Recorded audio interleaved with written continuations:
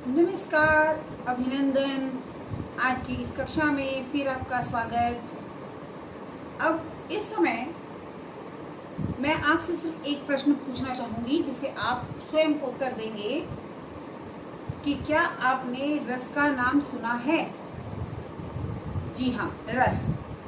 रस का नाम सुनते ही सबसे पहले हमारे दिमाग में अनेक प्रकार के रस आ जाते हैं, जैसे गन्ने का रस, मौसमी का रस और इस तरह के अनेकों जो रस हैं वो उनका स्वाद हम उसके भाव हमारे मन में आने लगते हैं। लेकिन आज मैं जिस रस की बात कर रही हूँ वह काव्य रस की बात है और वाक्य रसात्मक काव्यम, वाक्य रसात्मकम काव्यम कि वाक्य में जो रस होता है वही काव्य है। काव्य में हम विभिन्न भावों का अनुभव करते हैं। जैसे कई बार किसी काव्य को पढ़ते हुए, किसी गीत को, किसी कविता को पढ़ते हुए हमारे अंदर भाव उत्पन्न होते हैं। जैसे कभी हमें किसी को सुनकर हंसी आती है, कभी हमें कुछ पंक्तियों को सुनकर घृणा उत्पन्न होती है, कविताओं को सुनकर वीरता का भाव हमारे अंदर जागृत हो जाता है। और इस प्रकार जब विभिन्न भाव हमारे अंदर जागृत होते हैं तो उससे काव्य की जिस खुशी का जो अनुभव हमें होता है वह रस कहलाता है। विभिन्न तरीकों से हम इन रसों का अनुभव करते हैं और इन रसों का अनुभव करते हुए इसकी जो मुख्य परिभाषा दी गई है वह है विभाव अनुभाव। विभाव अनुभाव व्याभिचारी संयोग आदि निष्पत्ति, यह रस है। अब हम इसे समझेंगे कि रस जो भाव हमारे अंदर पैदा हुए, जिनको हमने अनुभव किया काव्य के माध्यम से, वह रस कहलाया। अब रस के प्रकार कितने होते हैं? हाँ, हमारे अनुसार हम जो रस पढ़ते हैं, रसों को मुख्य रूप से पहले हमने जो साहित्य में पढ़ा 8 माना गया था कि रस जो है 8 प्रकार के हैं। उसके पश्चात आचार्य उद्भट ने एक अन्य रस की कल्पना की जिसका नाम शांत रस था और इस प्रकार इन रसों की गणना की गई 9 की, कि 9 रस होते हैं। पहले 8 माने गए, फिर शांत रस की परिकल्पना हो गई तो ये 9 हो गए। इसके पश्चात 2 और रसों को इसमें शामिल किया गया, वात्सल्य और भक्ति रस। पहले ये श्रृंगार रस का ही भेद हुआ करते थे, लेकिन फिर इन्हें अलग कर दिया गया और ये भी रस की गिनती में आ गए। और इस प्रकार अब कुल मिलाकर रसों की संख्या हो गई 11।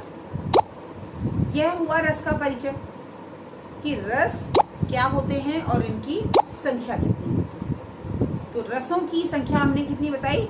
11। एक बार हम इन्हें ध्यानपूर्वक सुनेंगे कि ये 11 रस कौन कौन से हैं। श्रृंगार रस, हास्य रस, वीर रस, रौद्र रस, भयानक रस, अद्भुत रस, शांत रस, विभत्स रस और वात्सल्य रस और भक्ति रस। कुल मिलाकर ये हो गए 11 रस। इस प्रकार हम कह सकते हैं कि रस कितने प्रकार के होते हैं। रसों की संख्या 8 मानी गई है, लेकिन बाद में शांत रस की परिकल्पना से ये 9 हो गए और आज भक्ति रस और वात्सल्य रस का समावेश होने के बाद कुल रसों की संख्या 11 है। अब आगे बढ़ते हैं।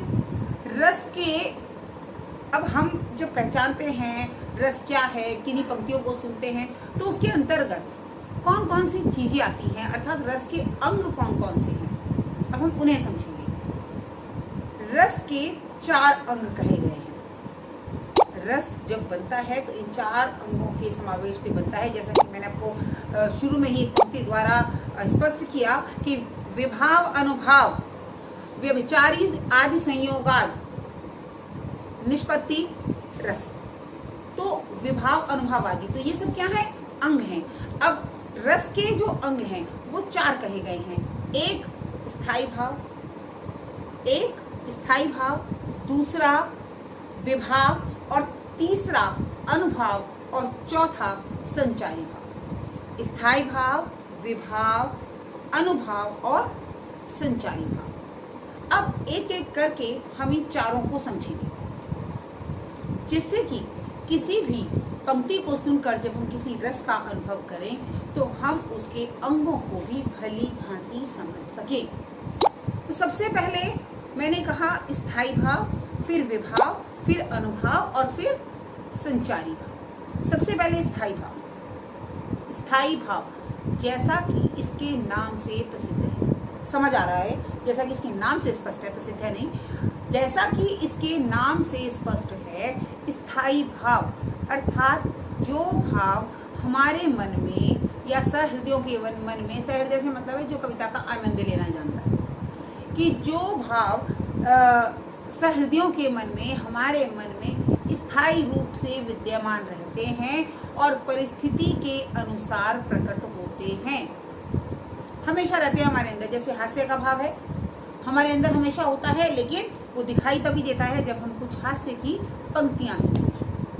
वीरता का भाव हमारे अंदर है, लेकिन वीरता भरी कविताएं, वीर रस से परिपूर्ण कविताएं सुनकर हमारे अंदर जोश जाग उठता है, वो वीरता का भाव हमारे अंदर आ जाता है। इसी प्रकार घृणा का भाव हमारे अंदर होता है, और हमेशा तो हम नहीं रहते, हमारे अंदर वो दिखाई नहीं देगा, लेकिन जब वो परिस्थितियां उत्पन्न होती हैं तो वह भाव हमारे अंदर जागृत हो जाते हैं। अर्थात वे भाव जो स्थायी रूप से हमारे अंदर विद्यमान हैं, स्थायी भाव कहलाते हैं और परिस्थिति के अनुसार वो हमारे अंदर से उत्पन्न होते हैं, परिलक्षित होते हैं। दूसरा होता है विभाव। अब विभाव क्या होता है? विभाव के भी 3 भाग हैं। एक आश्रय, आलंबन और उद्दीपन। आश्रय, आलंबन और उद्दीपन। अब आश्रय को कैसे समझे? मान लिया हमने कोई भाव हमारे अंदर जागृत हुआ, हास्य का भाव हुआ या वीर का भाव हुआ, तो जिसके अंदर वह भाव जागृत होता है वह आश्रय कहलाता है। जिसके अंदर वह भाव जागृत होता है उसे आश्रय कहते हैं। आलंबन कि वह मूल विषय अथवा वस्तु जिसकी वजह से वो जागृत हुआ वो आलंबन है, ठीक है। और तीसरी चीज उद्दीपन, कि उस भाव को प्रोत्साहित करने वाली परिस्थितियां जो हैं वो उद्दीपन कहलाती हैं। उद्दीपन होने के पश्चात यानी कि उद्दीप्त होना, जिन परिस्थितियों से वह उद्दीप्त होती हैं, बढ़ती हैं, निकलती हैं, वह उद्दीपन कहलाता है। विभाव को मैं दोबारा समझाऊंगी आपको, दोबारा समझिए कि विभाव के 3 अंग हैं, आलंबन, आश्रय और उद्दीपन। जिसके अंदर वह भाव जागृत हुआ, जिसके अंदर वह कौन है?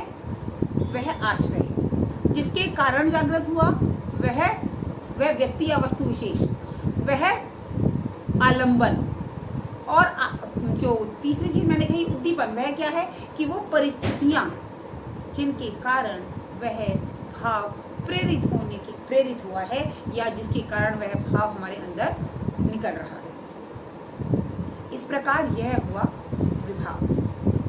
पहला हमने पढ़ा स्थायी भाव, जो हमेशा हमारे मन में जागृत या सुप्त अवस्था में होता है, उसे स्थायी भाव कहते हैं। दूसरा विभाव, जिसके 3 अंग हैं, आश्रय, आलंबन और उद्दीपन। तीसरा है अनुभाव, अर्थात पीछे, अनु का मतलब अनुसरण करने वाला, अनुसरण करने वाला, पीछे आने वाला, ठीक है। तो पीछे आने वाला जो भाव है उसे हम अनुभाव कहते हैं। पीछे यानी कि मान लिया हमने कुछ पंक्ति, काव्य की कुछ पंक्तियां सुनी और जो भाव जागृत हुए वो अनुभाव कहलाया। अब चौथी चीज थी संचारी भाव। संचारी भाव क्या है? संचारी भाव जैसा कि इसके नाम से स्पष्ट है, संचरण करने वाला भाव, संचरित अर्थात चलता रहता है, जो आया गया, जैसे संचारी भाव।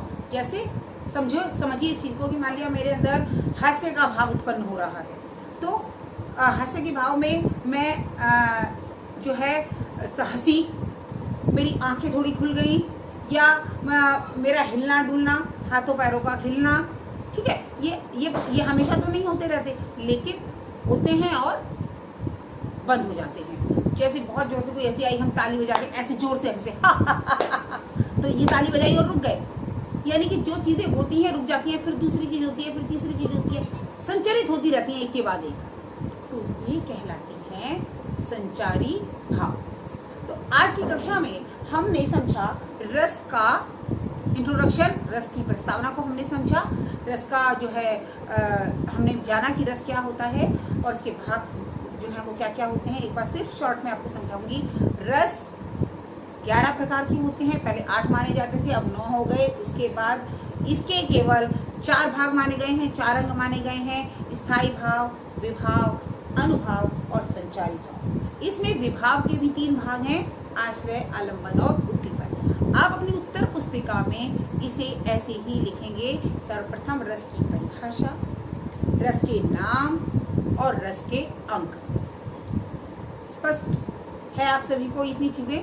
तो कल से हम रस अलग अलग रस लेना शुरू करेंगे और उन्हें समझेंगे और समझेंगे कि किस प्रकार से भाव, विभाव, अनुभाव ये कार्य करते हैं और हम इन्हें कैसे पहचानते हैं। धन्यवाद।